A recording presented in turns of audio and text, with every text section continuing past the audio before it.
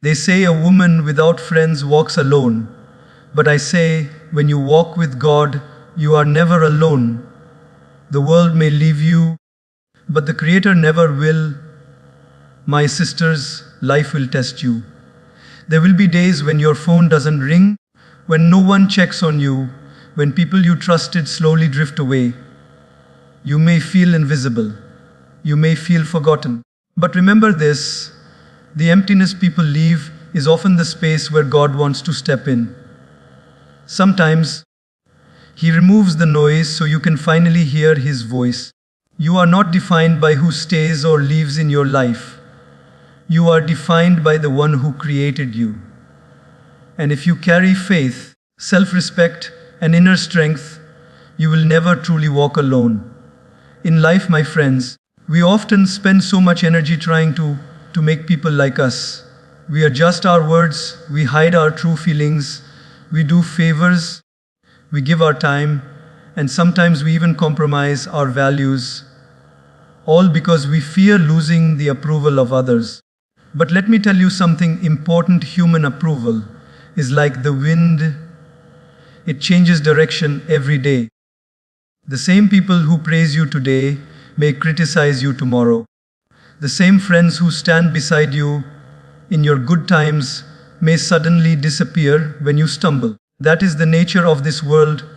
It is temporary, unpredictable, and often conditional. But God's presence, that is different. God's love does not depend on your status, your beauty, your success, or your social circle. He doesn't need you to perform to earn His care. When you wake up in the morning, He gives you breath. When you fall asleep at night, He gives you rest. When you fail, He gives you another chance. And even when you turn away from Him, His mercy still follows you. Isn't it strange how we run after the opinions of people who may forget us in a few days, but we ignore the one who remembers us every moment of our lives? Let me share a simple example from daily life. Imagine you have a friend who only calls you when they need something. They don't ask how you are, they don't check in, and they never celebrate your successes. But the moment they want help, they expect you to be there. Would you call that true friendship? No. Yet isn't that how many of us treat God? We remember Him only when we are in trouble, only when we are desperate, and then when life becomes comfortable again, we forget Him. And still He stays. Still He listens. Still He waits for you to turn back. When you make God's presence your foundation, people's approval becomes just a bonus, not your fuel for living. You stop feeling insecure when someone doesn't like you. You stop chasing validation from those who don't value you. Because deep down, you know if God is with you, you lack nothing. If the Creator of the universe thinks you are worthy, then no human opinion can make you unworthy. One day, a woman came to me and said, "I feel so alone. My friends have drifted away, my family doesn't understand me, and I feel like nobody cares." I told her, maybe this is not loneliness. Maybe this is God removing the noise from your life so you can hear His voice more clearly. Sometimes He clears the room not to punish you, but to protect you from people who are not meant for your journey. And when He closes one door, it's because He wants to open a better one, a door that leads to peace, not just company. We all love to be liked. It feels good when people notice us, when they include us, when they applaud our efforts. But remember, the same crowd that shouts your name can also turn their back on you. And if your happiness is built on their cheers, then it will collapse when they fall silent. Instead, build your joy on the steady, unchanging love of God, because when everyone else is silent, He still speaks. When everyone else leaves, He still stays.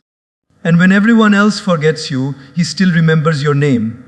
So, the next time you feel hurt because someone didn't invite you, didn't call you, or didn't appreciate you, pause and ask yourself, am I living for their approval or for God's presence? If it's for them, you will always feel like you are not enough. But if it's for Him, you will always feel full, even when you have no audience. That's the beauty of walking with God. You carry your greatest friend with you everywhere, and no matter who comes or goes, you will never truly walk alone. My sisters, approval from people is a moving target. You hit it today, it shifts tomorrow. But God's love is a constant home. And once you build your life there, no rejection, no betrayal, and no loss can shake your peace. Because your heart will finally know, I am loved, I am seen, and I am enough, not because of who likes me, but because of who made me. Many people fear loneliness as if it's a punishment, but what if I told you it can be one of the greatest gifts God gives you? You see, loneliness is often misunderstood. We think it means we are unwanted, unloved, or forgotten. But sometimes it's God's way of clearing distractions so you can hear what He has been trying to tell you all along. Think about this. In our daily lives, there is so much noise. Messages, notifications, conversations, opinions, obligations. We are constantly surrounded by people's voices, yet so many of us still feel empty inside. Why? Because the most important voice, the voice of God, gets drowned in the chaos. And so, there are moments in life when He lovingly pulls us away from the crowd, not to harm us, but to heal us. That quietness, that space, that solitude, it is not absence, it is presence, His presence. I once spoke to a young woman who said, I hate being alone. When I'm alone, my mind starts overthinking, my heart feels heavy, and I just want to distract myself with anything. Friends, social media, music, anything to avoid the silence. I told her, silence is not your enemy. Silence is the doorway to self-discovery and God discovery. If you keep running from it, you will keep running from yourself. You see, loneliness is not about the absence of people. It's about the absence of connection. And sometimes, God removes the connections that drain you so that He can connect you back to yourself and to Him. Let's take an example from everyday life. Imagine you have been working in a busy office for years, surrounded by colleagues and constant chatter. Then one day, you take a vacation in the mountains. No internet, no phone signal, no crowd. At first, you feel restless. You keep reaching for your phone. You feel disconnected. You wonder what you're missing. But slowly, something happens. You notice the sound of the wind. You see the beauty of the sky. You breathe deeper. You sleep better. And you realize this peace was always available, but you were too surrounded by noise to notice it. That is exactly what God does with loneliness. He takes you away from the crowd so you can remember the beauty of your own soul. Many of us are scared of being alone because we think it means something is wrong with us. But what if it means something is right? Maybe you are being set apart for a season of preparation. Maybe God is building strength in you that can only grow in silence. A tree does not grow its roots in the middle of a storm.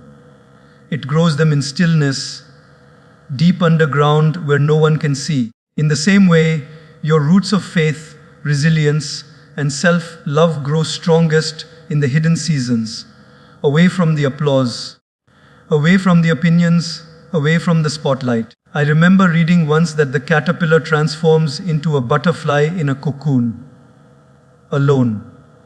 No audience watches that change. No one applauds as it struggles to break free from the shell.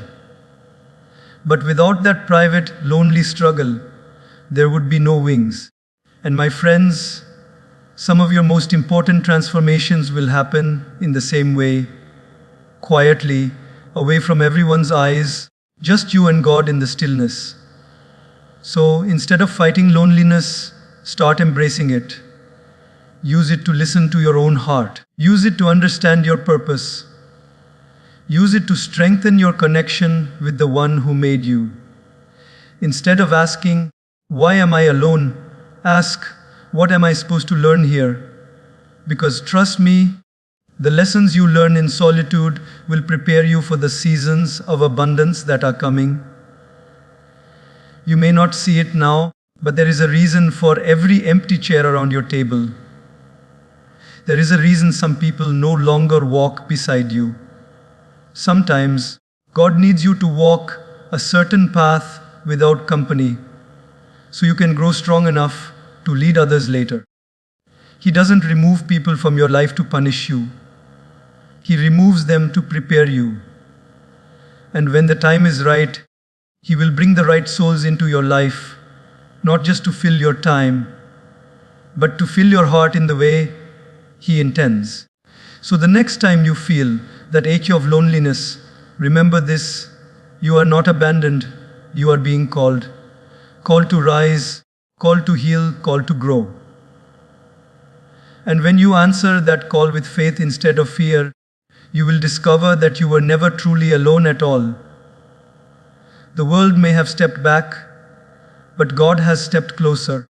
And in His presence, you will find the strength, the peace, and the courage you never knew you had.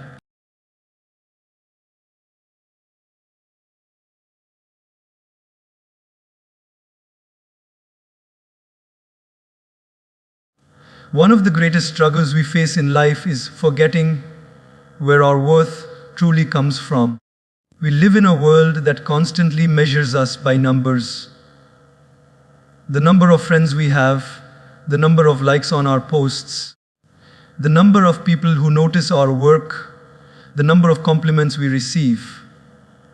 And when those numbers drop, many of us begin to feel like our value has dropped too. But let me tell you something that can change your life.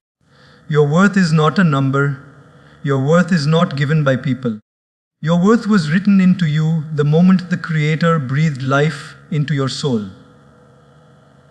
If you let the crowd decide your value, you will live like a leaf in the wind, blown here and there by every passing opinion.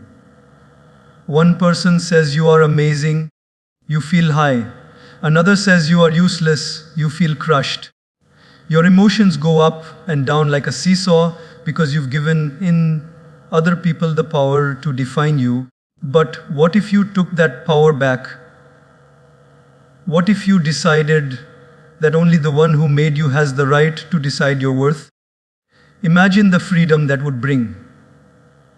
You would no longer be desperate for approval. You would no longer crumble at criticism. And you would no longer compare your life to someone else's highlight reel. Let me share an example from daily life. Think of a diamond. If you place a diamond in the hands of a child who doesn't understand its value, they might trade it for a piece of candy. Does that make the diamond worthless? No. The diamond's value doesn't depend on the person holding it. It has its worth because of what it is. In the same way, when someone fails to see your value, it doesn't mean you have none. It simply means they are not the right person to recognize it. And if you forget that, you will spend your whole life trying to prove yourself to people who are not capable of appreciating you. I once spoke to a woman who told me, "I feel invisible. No matter how much I do for others, it's never enough. They always find fault, they always compare me, they never truly see me." I looked at her and said, "That's because you are trying to be enough for people who will never be satisfied. Stop trying to meet their standards. Start living by God's standards. He doesn't measure you by how perfect you are to others. He sees your heart, your effort, your intentions. And in His eyes, you are already enough. We must remember, the Creator made each of us unique. No two fingerprints are alike. No two voices sound the same. No two life paths are identical. So why do we waste our time trying to be like someone else to feel worthy? A rose doesn't compete with a lotus. Both bloom beautifully in their own place. Your beauty, your purpose, your worth are not diminished because someone else shines in a different way. There will always be people who don't like you, misunderstand you, or judge you unfairly. That is part of life. But the more you focus on God's view of you, the less those opinions will matter. You will learn to smile even when you are not applauded. You will keep walking your path even when no one is cheering. You will stop doubting yourself every time someone fails to recognize your effort. Because you will know, I am enough, I am chosen, I am loved, not because the crowd says so, because my Creator says so. Here's another way to think about it. If a masterpiece painting was locked away in a room where no one could see it, would it still be valuable? Absolutely. Its worth doesn't depend on being displayed for approval. It is valuable because of the artist who created it. And you, my friends, are a masterpiece. Whether people notice you or not, your value remains because the greatest artist of all time designed you with care and purpose. So, I ask you today, whose opinion are you living for? The crowd's, which changes with the weather, or God's, which is steady and eternal? When you live for the crowd, you will always be exhausted, chasing the next bit of validation. But when you live for God, you will finally rest in the truth that you are already enough. You will stop needing people to approve of your every move, and you will start walking boldly in your own lane. Never forget this. The world might put labels on you, but those labels are temporary. The label God has placed on you is permanent, beloved, worthy, enough. And the moment you believe that deep in your heart, you will stop begging for a seat at someone else's table. You will realize that God has already prepared a table for you, and the only approval you need to sit there is His. And once you truly embrace that your life will never feel small again, we live in a time where popularity is often mistaken for value. The more followers, the more likes, the more people know your name, the more important you must be, right? But let me tell you something that will challenge this idea. Numbers do not equal depth. You can have hundreds of people around you and still feel lonely. You can have a list of contacts longer than your arm and still have no one to truly call when your heart is breaking. And you can have a social media profile filled with smiling faces and still feel like no one really knows you. Popularity is like a spotlight. It looks bright from a distance, but it fades the moment you step off the stage. Depth, on the other hand, is like the sun, steady, consistent, and warm no matter where you are. Depth is about having relationships that go beyond surface level smiles and polite small talk. It's about having people in your life who see your soul, not just your face. It's about choosing a small circle that truly cares, rather than chasing a large crowd that barely notices when you're gone. Let's take an example from daily life. Imagine you are sick in bed for a week. Out of your hundreds of friends online, how many will actually check on you? How many will show up at your door with soup or medicine? How many will just send a quick "get well soon" because it's polite and then forget about you? That is the difference between popularity and depth. Popularity will send you a message. Depth will bring you comfort. Popularity remembers your birthday. Depth remembers your pain. I remember speaking to a woman who said, "I don't understand, I have so many people around me, yet I feel so empty." I asked her, "When was the last time you had a real, Honest conversation where you didn't have to hide your true feelings. She paused and then she said, I can't remember. That's the problem. We can be surrounded by people and still starve for connection. And in that emptiness, we sometimes try to fill the gap by adding more people, thinking quantity will fix what only quality can heal. Choosing depth over popularity requires courage.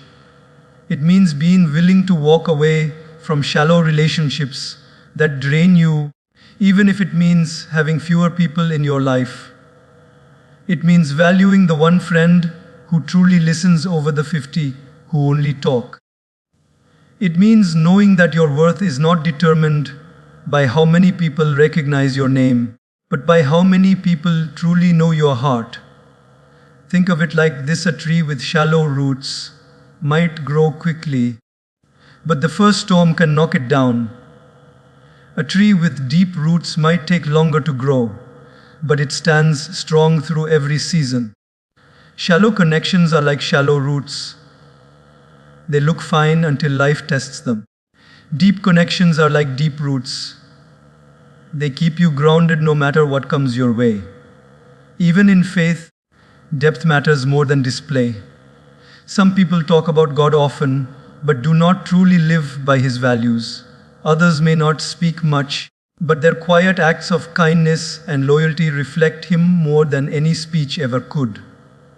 In the same way, choose people whose actions align with care and sincerity, not just those who look good in your life's pictures.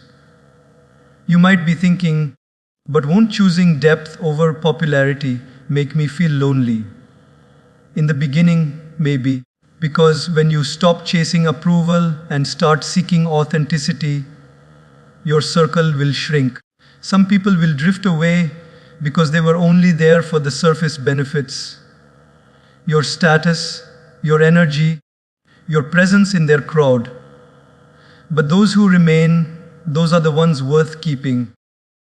And here's the truth. You don't need 100 people to walk with you in life. You only need a few who will walk through anything with you. So stop measuring your value by the size of your audience and start measuring it by the strength of your connections. Stop worrying about being everywhere and start being deeply somewhere. Stop collecting acquaintances and start building relationships that feed your soul. Because in the end, when the noise of the crowd fades, the depth of your connections will be the thing that keeps your heart warm. One day, you will realize that the most important moments in your life were not the ones shared with the most people, but the ones shared with the right people. It won't matter how many people liked your picture. What will matter is who sat beside you when you felt like you had nothing left to give. It won't matter how many clapped for your success. What will matter is who stayed when you failed. And when you choose depth over popularity, you will know the joy of having relationships that don't just look good. They feel good, they heal, they last. So my friends, choose depth, because popularity fades, but depth will carry you through every season of life with strength, peace, and love that no crowd can ever replace. Solitude is often seen as an emptiness, a gap we are desperate to fill. Many people treat it like a problem to solve instead of a gift to embrace. But solitude, when used wisely, can become one of the greatest tools for strengthening your faith and building your inner life. It is in those quiet moments, away from the demands of the world, that you can finally hear your own soul. And more importantly, you can hear the voice of the one who created it. Think about it. The busiest places in the world are often the loudest. Markets, offices, social events, city streets, they are full of noise, distraction, and constant motion. It's easy to get swept away in that current, moving from one task to another without ever pausing to ask yourself, am I even going in the right direction? Solitude is that pause. It's the stillness that allows you to step out of the current and see where the water is carrying you.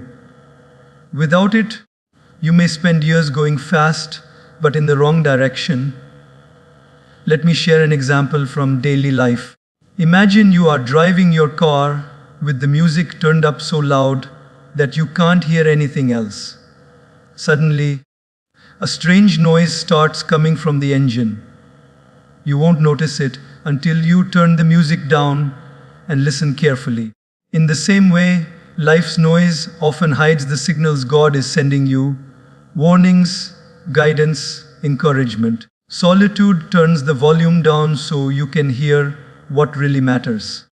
Many people fear being alone because they confuse solitude with loneliness. Loneliness is a feeling of emptiness. Solitude is a choice for fullness. Loneliness drains you, solitude can fill you. If you use it to connect with your faith, when you choose to spend time alone in reflection, prayer, or simply sitting in gratitude, you create a space where God can meet you without competition for your attention. And in that sacred space, you start to understand things that were hidden in the rush of life.